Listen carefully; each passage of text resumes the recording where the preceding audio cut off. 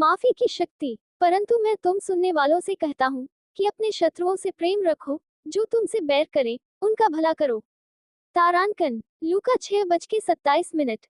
अक्सर हमारे साथ व्यक्तिगत रूप से जो किया जाता है उसे क्षमा करना आसान होता है, और जिनसे हम प्रेम करते हैं उनके साथ अगर कुछ गलत किया जाता है तो उसे क्षमा करना मुश्किल होता है। लेकिन फिर भी उन लोगों को क्षमा करना बहुत कठिन होता है जिन्होंने हमें सीधे तौर पर चोट पहुंचाई है, खासकर तब जब उनके अंतकरण में उन्हें थोड़ा सा भी खेद महसूस न हो। अगर हमारा अपराधी पश्चाताप के तौर पर टाट और राख पहन ले तो उसे क्षमा करना बहुत आसान होगा। परंतु याद रखें, यीशु के क्रूस के नीचे कोई भी बहुत दुखी नहीं लग रहा था। उसकी मृत्यु की मांग करने वाले लोगों के चेहरों पर एक विकृत खुशी छाई हुई थी जब वे चिल्लाते थे कि उसे क्रूस पर चढ़ाओ। मरकुस 15:13। इसके अलावा जो लोग वहां से गुजरते थे वे सिर हिलाते हुए उसका अपमान करते थे और कहते थे, तो तुम जो मंदिर को नष्ट करने और 3 दिनों में इसे बनाने जा रहे हो, क्रूस से उतरो और अपने आप को बचाओ। मरकुस 15:29-30। उन्होंने चिल्लाया, यह मसीह इस्राएल का राजा अब क्रूस से उतर आए ताकि हम देखें और विश्वास करें। मरकुस 15:32। यीशु की प्रतिक्रिया क्या थी? पिता, उन्हें क्षमा कर, क्योंकि वे नहीं जानते कि वे क्या कर रहे हैं। लूका 23:34। ये हमारी प्रतिक्रिया भी होनी चाहिए। यीशु कह सकते थे, मैं तुम्हें क्षमा करता हूँ, लेकिन ऐसे शब्दों का गलत अर्थ लगाया जा सकता था और उनका कहना व्यर्थ हो सकता था। इसलिए यीशु ने कहा, पिता, इन्हें क्षमा कर, ये नहीं जानते ये क्या कर रहे हैं। ऐसा कहकर यीशु ने दर्शाया कि न केवल उसने उन्हें क्षमा किया और उन्हें उनके अपराध से मुक्त किया, बल्कि यह भी कि उसने अपने पिता से उन्हें दंडित न करने या उनसे बदला न लेने के लिए भी कहा। यह कोई आधी अधूरी प्रार्थना नहीं थी। यीशु ने इसका मतलब अच्छे से समझा था और इसका शानदार तरीके से उत्तर दिया गया। ये अपराधी उन्हीं लोगों में से थे जिन्हें पतरस ने पिंतेकुस्त के दिन संबोधित किया था और जो परिवर्तित हो गए थे। प्रेरितों के काम 2:14-41। हल्लेलुया, माफी की शक्ति। परंतु मैं तुम सुनने वालों से कहता हूँ कि अपने शत्रुओं से प्रेम रखो, जो तुमसे बैर करें उनका भला करो। तारांकन लूका 6:27। अक्सर हमारे साथ व्यक्तिगत रूप से जो किया जाता है उसे क्षमा करना आसान होता है, और जिनसे हम प्रेम करते हैं उनके साथ अगर कुछ गलत किया जाता है तो उसे क्षमा करना मुश्किल होता है। लेकिन फिर भी उन लोगों को क्षमा करना बहुत कठिन होता है जिन्होंने हमें सीधे तौर पर चोट पहुंचाई है, खासकर तब जब उनके अंतकरण में उन्हें थोड़ा सा भी खेद महसूस न हो। अगर हमारा अपराधी पश्चाताप के तौर पर टाट और राख पहन ले तो उसे क्षमा करना बहुत आसान होगा। परंतु याद रखें, यीशु के क्रूस के नीचे कोई भी बहुत दुखी नहीं लग रहा था। उसकी मृत्यु की मांग करने वाले लोगों के चेहरों पर एक विकृत खुशी छाई हुई थी जब वे चिल्लाते थे कि उसे क्रूस पर चढ़ाओ। मरकुस 15:13। इसके अलावा जो लोग वहां से गुजरते थे वे सिर हिलाते हुए उसका अपमान करते थे और कहते थे, तो तुम जो मंदिर को नष्ट करने और 3 दिनों में इसे बनाने जा रहे हो, क्रूस से उतरो और अपने आप को बचाओ।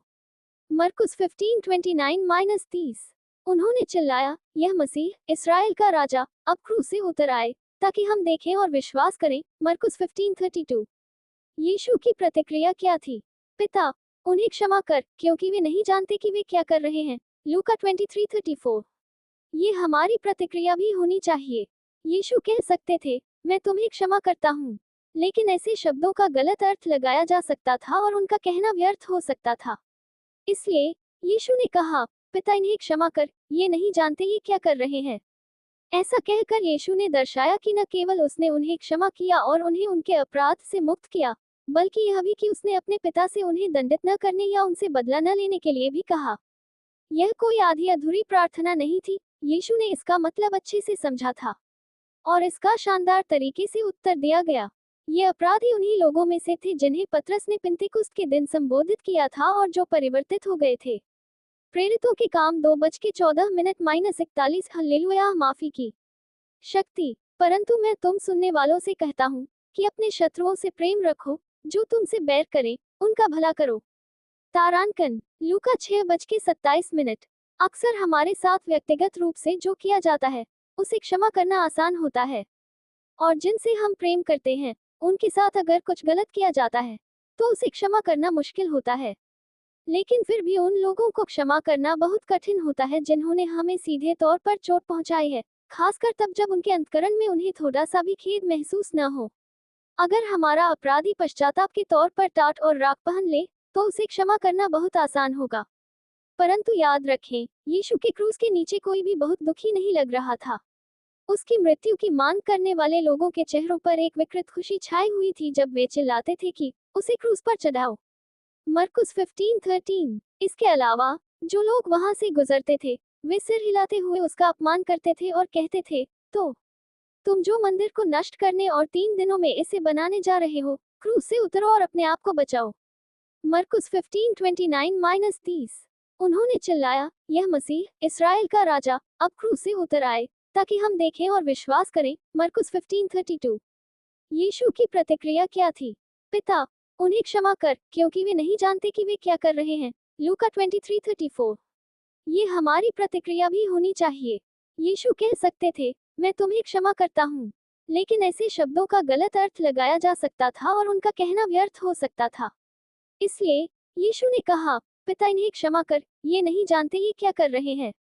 ऐसा कहकर यीशु ने दर्शाया कि न केवल उसने उन्हें क्षमा किया और उन्हें उनके अपराध से मुक्त किया, बल्कि यह भी कि उसने अपने पिता से उन्हें दंडित न करने या उनसे बदला न लेने के लिए भी कहा।